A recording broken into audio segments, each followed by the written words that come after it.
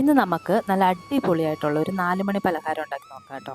അപ്പം നല്ല പഴുത്ത പഴമൊക്കെ ഉണ്ടെങ്കിൽ, കറുത്ത് വരില്ലേ ഒരു പഴമൊക്കെ, അതുണ്ടെങ്കിൽ ഇതേപോലെ ചെറുതായിട്ട് അരിഞ്ഞെടുത്തിട്ട് അതിനകത്തേക്ക് പഞ്ചസാര ആഡ് ചെയ്യണം. അവനവൻ്റെ മധുരത്തിനനുസരിച്ച് പഞ്ചസാര ആഡ് ചെയ്യും കേട്ടോ. എന്നിട്ട് മിക്സിയിലിട്ടിട്ട് ഒന്ന് കറക്കിയെടുക്കണം. എന്നിട്ട് നെയ്യ് ഒഴിച്ചിട്ട് അതിലേക്ക് തേങ്ങ ചെറുതായിട്ട് കൊത്തി അരിഞ്ഞതും പിന്നെ കശുവണ്ടി ചെറുതായിട്ടൊന്ന് മുറിച്ചതും കൂടി നന്നായിട്ട് ഇങ്ങനെ ഒന്ന് വരട്ടിയെടുക്കണം.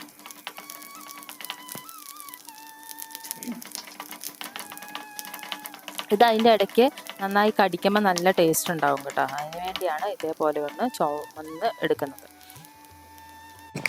ഇനി നമുക്ക് ആ പഴവും പഞ്ചസാരയും കൂടി അടിച്ചെടുത്തില്ലേ, അതൊരു പാത്രത്തിലോട്ട് മാറ്റിയിട്ട് അതിനകത്തേക്ക് 1 കപ്പ്, ഞാൻ ഈ പുട്ടിനൊക്കെ ഉപയോഗിക്കുന്ന പൊടിയാണ് എടുത്തേക്കുന്നത്, അത് കുറച്ച് ഇട്ടിട്ട് നമുക്ക് നന്നായിട്ട് ഇളക്കി യോജിപ്പിച്ചെടുത്ത് നോക്കണം.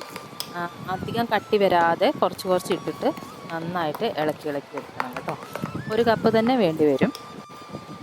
അതിനകത്തേക്ക് ഒരു നുള്ളു ഉപ്പും കൂടി ഇടണം. എന്നിട്ട് നന്നായിട്ട് ഇതേപോലെ ഇളക്കി എടുക്കണം. എന്നിട്ട് അവസാനം നമ്മൾ വറുത്ത് കോരി വെച്ചിരിക്കുന്ന ആ നെയ്യും അണ്ടിപ്പരിപ്പും തേങ്ങാക്കൊത്തും കൂടി ഇട്ടിട്ട് ഒന്നുകൂടി നന്നായിട്ട് ഇളക്കിയെടുക്കണം. എന്നിട്ട് നമ്മളൊരു 5 മിനിറ്റോടെ വെച്ചേക്കണം കേട്ടോ, അതൊക്കെ ഒന്ന് അതിനകത്തേക്ക് പിടിക്കാൻ വേണ്ടി.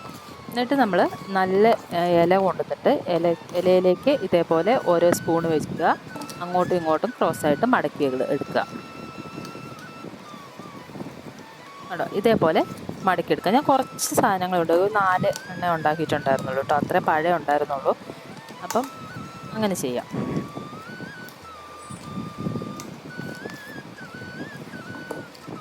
എന്നിട്ട് നമുക്ക് അത് ആവിയിൽ വെച്ച് നന്നായിട്ട് വേവിച്ചെടുക്കാം. പെട്ടെന്ന് വെന്ത് കിട്ടും.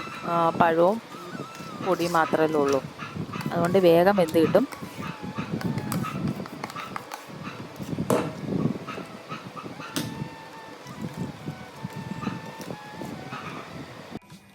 കണ്ടോ, 4 എണ്ണ ഞാൻ ഉണ്ടാക്കിയിട്ടുള്ളൂ കേട്ടോ. ഇതേപോലെ നമുക്ക് അപ്പച്ചെമ്പിലോട്ട് വെച്ച് കൊടുക്കാം.